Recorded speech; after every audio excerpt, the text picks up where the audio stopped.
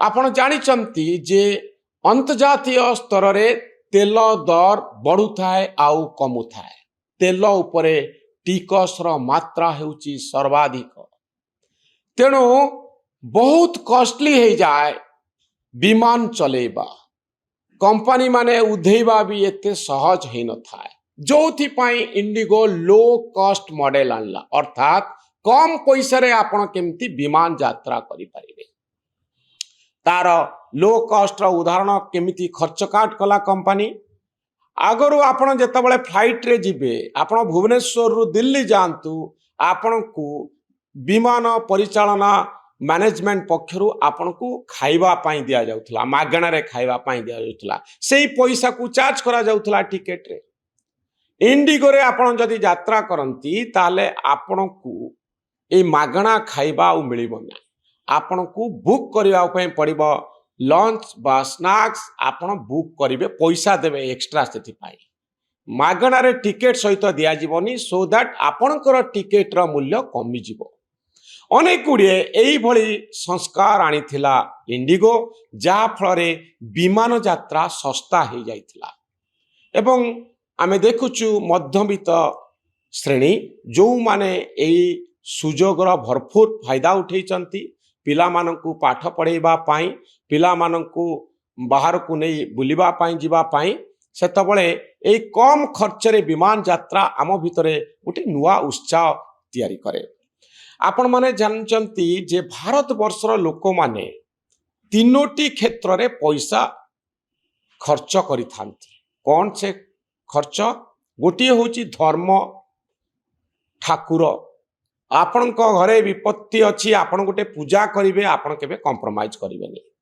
आमर जो परंपरा अछि, उत्सव पालन करा जीवो, विवाह हबो, एथिरे आपण पैसा खर्च करिवे, एथिरे कॉम्प्रोमाइज करि परिवेनी।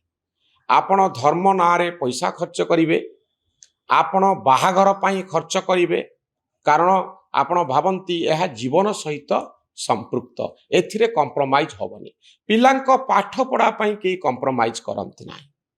मेडिकल एजुकेशन एई बोली केतोटी क्षेत्र रे आमे पैसा खर्च करिया पाई डरुना, किंतु विमान यात्रा पाई जेतबळे आमे पैसा खर्च करिवार कथा आसे, सेतबळे आमे थरे भाबू ट्रेन रे काई जीबिनी, मु काई की फ्लाइट रे जीबी, आउ किछि बाट अछि कि नाही।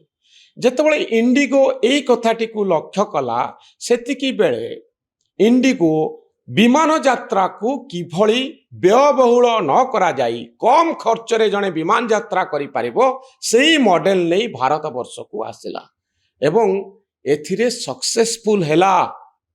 विमान यात्रा साधारण लोकंक पाई सहज हो गला। ये होची गोटे बड़ परिवर्तन, जेतबळे लोक माने अधिकरु अधिक संख्या रे कम खर्च रे विमान यात्रा करिवार सुजोग पाइले। इंडिगो लोकंकर मानसिकता को स्टडी कला, जानिला कि विमान यात्रा पाई एते टंका खर्च करिबा पाई भारतर लोक माने चाहुना, सेमाने अन्य किछि रे मु जेमति कहली को क्षेत्र रे सेमाने टंका खर्च करिया पाई चाहिबे, को क्षेत्र रे चाहिबे नाही। इंडिगोर एही मॉडल सफलता पाइला।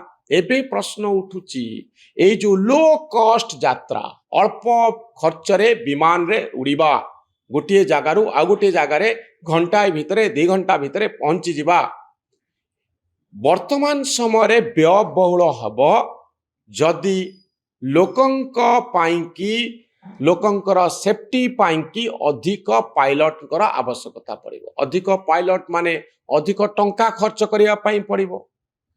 से टंका किए देबे? लोक देबे, टिकेट प्राइस बढ़िबो।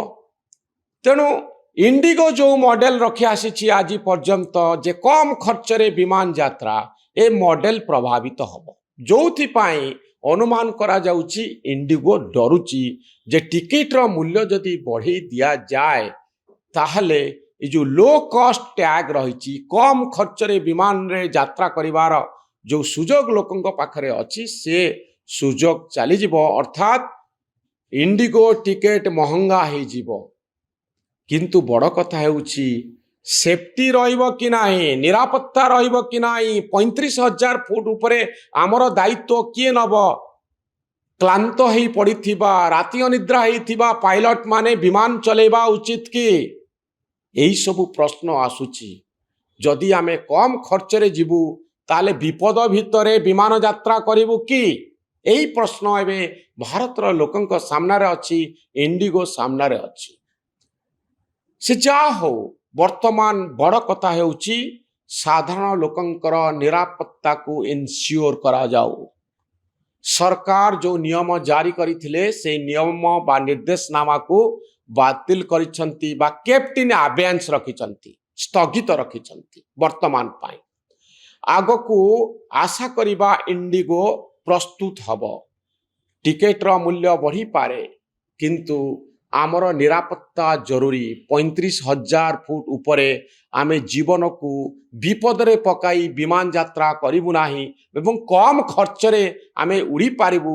ଏ ପ୍ରକାର କଥା କହିବା ପାଇଁ ଆମକୁ ବିପଦ ଭିତରେ ଯାତ୍ରା କରିବାକୁ ପଡ଼ିବ, ଏହା ଆଦୌ ଗ୍ରହଣୀୟ ନୁହେଁ। ଡିଜିସିଏଙ୍କ ନିୟମକୁ ଅକ୍ଷରେ ଅକ୍ଷରେ ପାଳନ କରିବା ଉଚିତ। ଦ୍ୱିତୀୟ କଥା ହେଉଛି ଯେ ଭାରତ ବର୍ଷରେ ଗୋଟିଏ ଇକୋସିଷ୍ଟମ ତିଆରି ହେଉ। ଗୋଟିଏ ଗୋଟିଏ କମ୍ପାନୀ ହାତରେ ଲୋକଙ୍କର ଭାଗ୍ୟକୁ ଛାଡ଼ି ଦିଆ ନ ଯାଉ। ଗୋଟିଏ ଇକୋସିଷ୍ଟମ ତିଆରି କରାଯାଉ, ଯେଉଁଥିରେ ଇଣ୍ଡିଗୋ ଭଳି ଅଧିକରୁ ଅଧିକ ସଂଖ୍ୟାରେ କମ୍ପାନୀମାନେ ଆସିବେ ଆଉ ଲୋକଙ୍କୁ ବିମାନ ଯାତ୍ରାର ସୁବିଧା ଦେବେ। ଯଦି ମନୋପଲି ରହିବ, ଯଦି ମନମାନି ରହିବ, ଯଦି ଇଣ୍ଡିଗୋ ଭଳି କମ୍ପାନୀମାନେ ସମସ୍ୟା ଭିତରେ ଫସିବେ, ସରକାରଙ୍କ ଉପରେ ଚାପ ତିଆରି କରି ଦାବି ହାସଲ କରିବେ। ଏବେ ତ ଇଣ୍ଡିଗୋ ତାର ଦାବି ହାସଲ କରିନେଲା। ଅଧିକ ପାଇଲଟକୁ ନିଯୁକ୍ତି ନ ଦେଇ ସରକାରୀ ନିୟମକୁ ସ୍ଥଗିତ ରଖିବାରେ ସଫଳ ହେଲା ଇଣ୍ଡିଗୋ। ଯଦିଓ ତାର ବ୍ରାଣ୍ଡ ପ୍ରଭାବିତ ହେଲା, ସେୟାର ପ୍ରାଇସ୍ କମିଲା, ତଥାପି ଇଣ୍ଡିଗୋ ଏଭଳି କାମ କଲା, ସାରା ଭାରତ ବର୍ଷର ଏୟାରପୋର୍ଟରେ ଏଭଳି ସ୍ଥିତି ସୃଷ୍ଟି ହେଲା, ଯାହାଫଳରେ ଭାରତ ସରକାର ବାଧ୍ୟ ହେଲେ ଏଭଳି ନିର୍ଦ୍ଦେଶନାମାକୁ ସ୍ଥଗିତ ରଖିବା ପାଇଁ। ତେଣୁ ଏବେ ପ୍ରଶ୍ନ ହେଉଛି, ଏହି କମ୍ପାନୀମାନଙ୍କ ହାତରେ, ଗୋଟିଏ ଗୋଟିଏ କମ୍ପାନୀ ହାତରେ ଭାରତ ବର୍ଷର ଲୋକଙ୍କର ଭାଗ୍ୟ ବନ୍ଧା ପଡ଼ିବା ଉଚିତ କି ଦର୍ଶକ ବନ୍ଧୁ? ଏଥିପାଇଁ ଏକ ଇକୋସିଷ୍ଟମ ତିଆରି କରାଯାଉ, ଯେଉଁଥିରେ ଇଣ୍ଡିଗୋ ଭଳି ଅନେକ କମ୍ପାନୀ ଆସିବେ ଆଉ ଗୋଟିଏ କମ୍ପାନୀ ହାତରେ ଲୋକଙ୍କର ଭାଗ୍ୟ ବନ୍ଧା ପଡ଼ିବ ନାହିଁ। ଏହି ଭିଡ଼ିଓଟି ଆପଣଙ୍କୁ କେମିତି ଲାଗିଲା ଦର୍ଶକ ବନ୍ଧୁ? ମତାମତ ରଖିବେ। ଆମ ଚ୍ୟାନେଲ ନ୍ୟୁଜ୍ ରୁମ୍କୁ ସବସ୍କ୍ରାଇବ୍ କରିବେ। ଆମ ଭଳି ସାମ୍ବାଦିକମାନଙ୍କୁ ଉତ୍ସାହିତ କରିବେ। ଧନ୍ୟବାଦ, ନମସ୍କାର।